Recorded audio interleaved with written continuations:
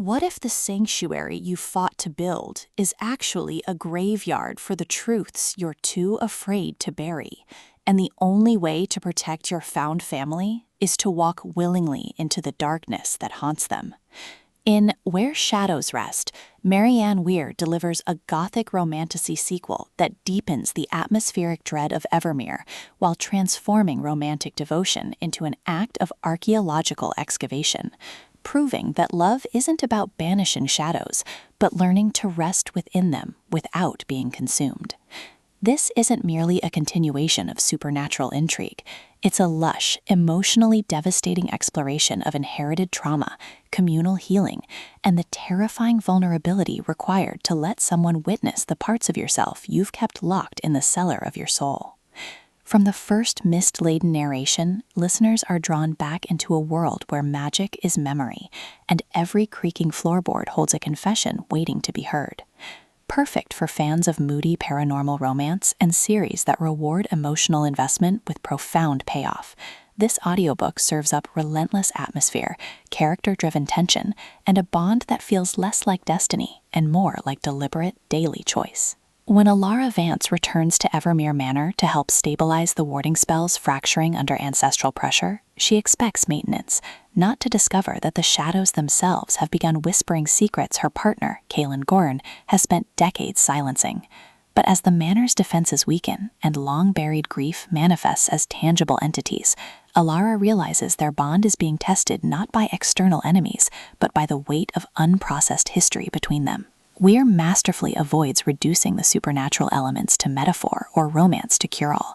Instead, she crafts a narrative where intimacy requires confronting what both partners have avoided, making every moment of connection feel earned through shared discomfort rather than fated ease.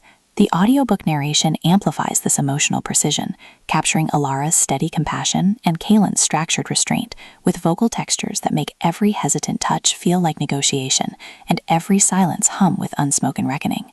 You don't just hear their journey deepen, you feel the seismic shift of two souls learning to hold space for pain without trying to fix it. What elevates Where Shadows Rest beyond typical Romantasy sequels is its nuanced portrayal of haunting as collective responsibility rather than individual curse.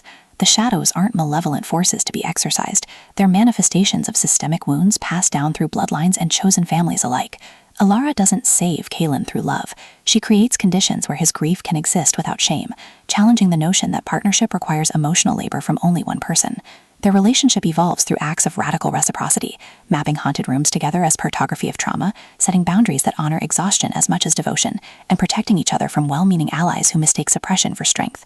Supporting characters shine with authentic complexity, fellow residents navigating their own spectral inheritances, elders whose wisdom carries both warning and grace, even the manor itself, rendered as living archive whose architecture shifts with emotional tides. Every interaction reinforces the novel's core truth. In spaces shaped by loss, tenderness is restoration, and presence is the only true protection. Even the magic system serves thematic depth, with shadow work mirroring therapeutic processes and warding becoming an act of communal care rather than solitary defense. For audiobook listeners, this production is an immersive sensory descent into Gothic intimacy. The narrator embodies Alara and Kaelin with remarkable distinction.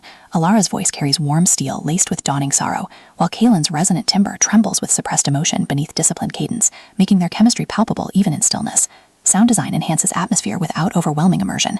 Distant whispers layered beneath ambient rain, the groan of ancient wood marking emotional transitions, the hushed rustle of fabric during vulnerable confessions, all anchor mythic stakes in tangible reality.